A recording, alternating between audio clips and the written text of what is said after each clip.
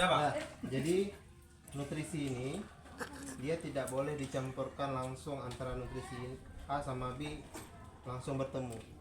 Jangan. Dia bertemunya di dalam air. Nah, ya. Kalau dia bertemunya langsung antara nutrisi sama nutrisi, nanti akan terjadi pengkristalan. Nanti kembali lagi seperti ini. Coba tes. Jadi ceritanya dia hanya bertemu di dalam air untuk campurannya 5 ml per liter air. Jadi ceritanya ini bisa tahan berapa lama? Selama-lamanya kalau misalnya masih belum mengendap. Makanya dia kalau kira-kira nih sebulan nggak dipakai lagi mengendap dia kocok lagi. Kocok lagi ya. Karena pasti dia mengendap di bawahnya. Itu juga mengapa kita pakai pompa supaya airnya nutrisi yang di dalam air itu tercampur terus. Tapi kalau nggak kita pakai pompa 2-3 hari kita harus goyang.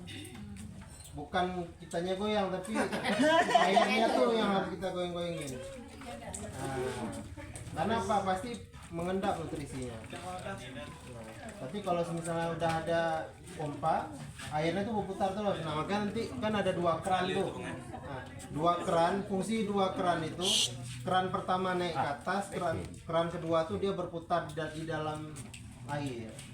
Jadi dia proses pencampuran nutrisi selalu, dan kemudian diharapkan ketika dia itu berputar terjadi penumbukan air, jadi menciptakan gelembung-gelembung udara. Nah, itu yang berfungsi sebagai pendingin airnya. Nah, kalau misal airnya tenang, biasanya tuh dia airnya cepat panas. Tapi kalau dia berputar, dia terjadi penggelembungan, dia jadi banyak oksigennya. Semakin banyak oksigen di dalam air, semakin bagus airnya, semakin dingin.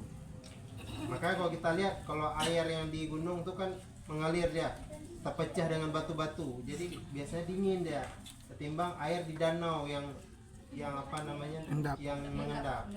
Distel untuk airnya naik ke atas, satu lagi airnya berputar di bawah. Kemudian itu kan kita embernya itu 50 liter. Caranya masukkan air dulu, kemudian hidupkan mesin sampai airnya naik ke atas sampai dia penuhin pipa, kemudian dia turun lagi ke bawah. Otomatis di dalam embernya itu pasti airnya berkurang. Kita masukin lagi airnya sampai penuh. Jadi ceritanya di bawah penuh, di atas penuh, baru kita masukkan nutrisi. Nah, kalau untuk embernya udah jelas 50 liter. Tetapi kalau kita tambahkan lagi dengan pipanya, lebih kurang kita bilang lah 10 liter lagi, berarti 60 liter. 60 kali 5 berarti 300 mili.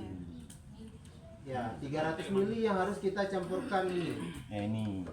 Berarti kalau 300 mili berarti 1,5 aqua gelas.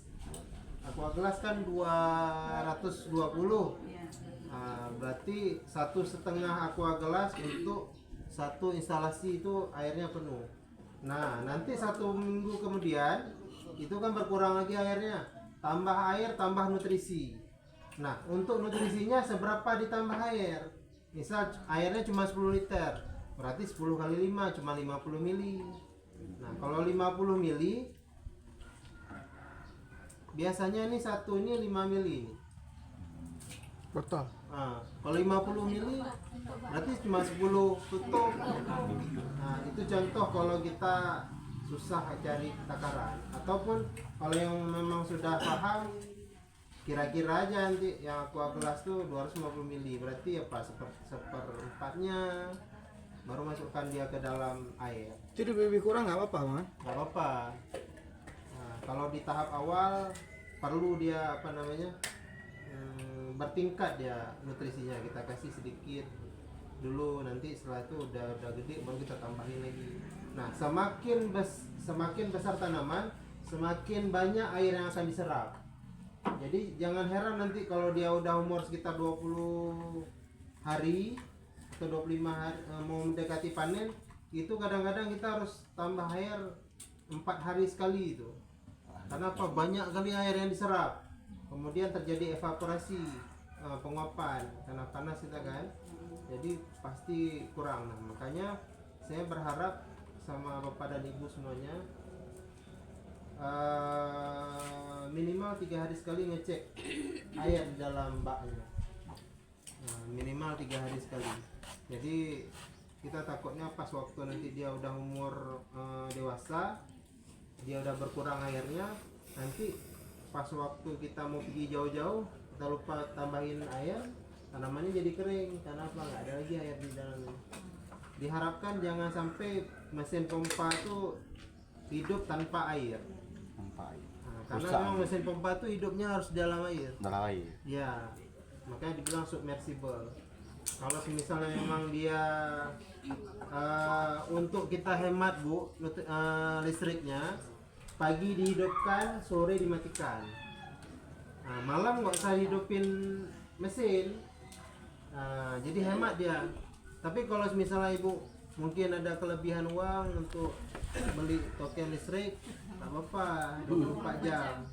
Tetapi saya sarankan kalau malam dimatikan aja, jadi dia bisa lebih hemat.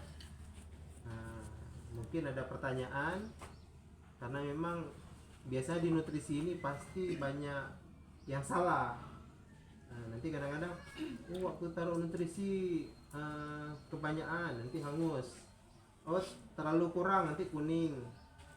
Jadi sesuai dengan takarannya. Kita tambah air tuh kira-kira berapa liter yang kita tambah, itu harus kita tambah nutrisinya sesuai dengan banyaknya air. Nah kemudian ini kan kita nggak ada UV nih, nggak ada atap tuh airnya. Nah ketika hujan harus tambah nutrisi. Karena apa? Air yang di dalam bak itu pasti keluar ya. Waktu masuk air yang dari hujan tuh masuk ke dalam pipa-pipanya, otomatis yang air yang di dalam tuh keluar. Karena masuk air yang dari luar. Nah, caranya kita harus tambah lagi nutrisi. Kita lihat warna airnya. Biasanya kalau air yang udah nggak ada lagi nutrisi, warnanya putih. Tapi kalau yang masih bercampur dengan nutrisi, warnanya nanti merah. Makanya dibuatnya warnanya merah. Yang merah ini nutrisinya A. Kalau yang warna hijau ini nutrisinya B. Kalau bahasa sederhananya, yang A ini nasinya, yang B ini lauknya. Jadi 4 sehat 5 sempurna. Nggak boleh ini satu aja diisi, ini nggak diisi. Ini ibarat kata suami istri bu, yang seia sekata mereka itu menjalankan kehidupannya harus berdua.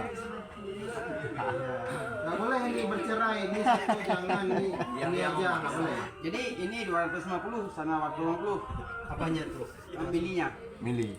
Ya, Satu jangan. Nanti, nah saya bilang nanti ini dipikir Coca-Cola. Ini si apa namanya jus lemon. Kalau bisa di tempat yang teduh, jangan langsung kena sinar matahari. Karena kalau kena sinar matahari dia cepat kali mengendap.